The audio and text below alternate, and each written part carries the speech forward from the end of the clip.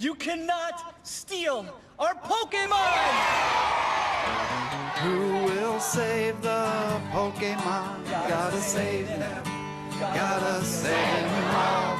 You can save the Pokemon. Gotta save them. Gotta save them all. Some Pokemon have fallen under the spell of an evil organization, and you need to snag them back, make them good again, and train them for battle. Pokemon Coliseum, new for Nintendo Gamecube, rated E for everyone.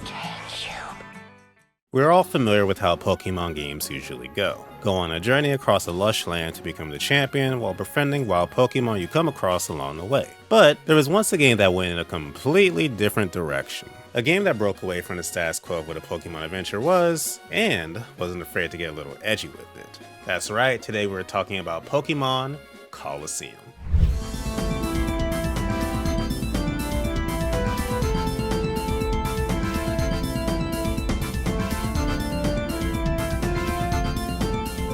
Before we start diving into all the details about Colosseum, do any of you guys remember the first game you were hyped for and followed up until its release? For me, Pokemon Colosseum was that game. There were games I was excited for before it, like Pokemon Gold and Silver, but Colosseum was the first game where I watched every commercial, read every magazine article I could find, and I even read everything I could find about it on the internet. Keep in mind, this was around 2003, where the internet was a far cry from what we know it as today. I even had the Blaziken, Swampert, and Sceptile bookmarks from my school library. I was obsessed, and upon the game's release, I played it non-stop until I beat it over the course of a weekend. And this was in an era where kids still went outside to play, so this was pretty brand new for me. I say all this to drive home how much I loved Colosseum as a kid, and revisiting it for this video made me realize that it wasn't just nostalgia that made me hold it in such high regard. Pokemon Colosseum immediately sets this mood from the get-go, starting with your main character blowing up the base of the evil team Snag'em, stealing a mysterious machine, and riding off into the desert with his two evolutions. It's over the top, but even all these years later,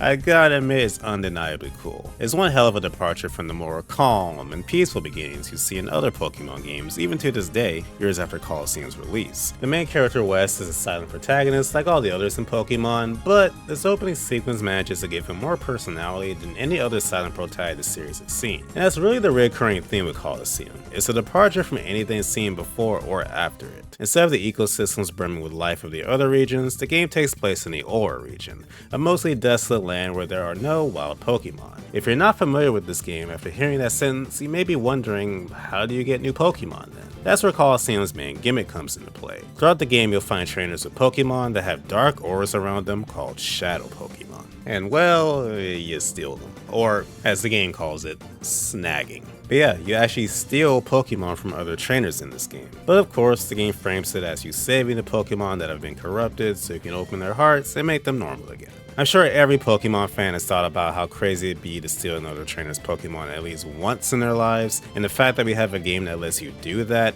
is wild. The changes from traditional Pokemon games don't stop there though. Instead of one small starter Pokemon that eventually grows into a bigger and badder final form, the game gives you an Umbreon and Espeon for your starters. Yeah, you just get handed two fully evolved evolutions from the jump. And the reason there's two of them is because every battle in the game is a double battle. A welcome change for me personally, since I've always found multi-battles more interesting than single ones. I never really considered it as a kid, but revisiting the game for this video made me realize that despite its desolate wasteland of an overworld, the land of Aura actually has some of the most varied and interesting locations in Pokemon. There's the saloon-like outskirts stand, the beautiful oasis of Phoenix City, and the personal fan favorite Pyrite Town, where it feels like you could get mugged just walking down the street. There's even Mount Battle, a mountain where you ascend to face the challenge of 100 trainers with ever-increasing difficulty. There's just so much to see in exploring Colosseum that it makes revisiting the game such a joy, no matter how many times I do it throughout my life. Also, keep in mind, this was our first 3D Pokemon adventure. Yeah, we had 3D games like Pokemon Stadiums 1 and 2, Snap,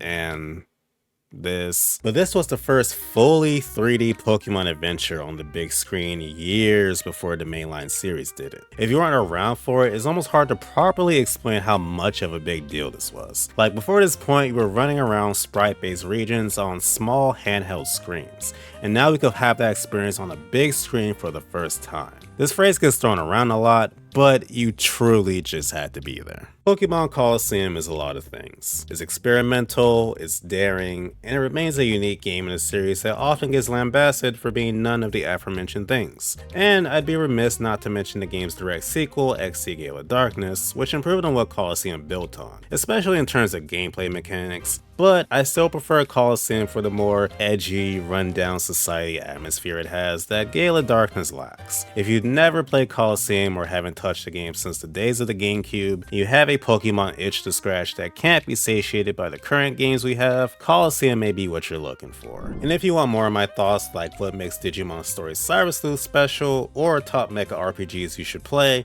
check out these videos here. Be sure to leave a like, subscribe, and all that good stuff. It helps the channel and makes me a happy Bao. Thanks for watching, see you guys in the next one.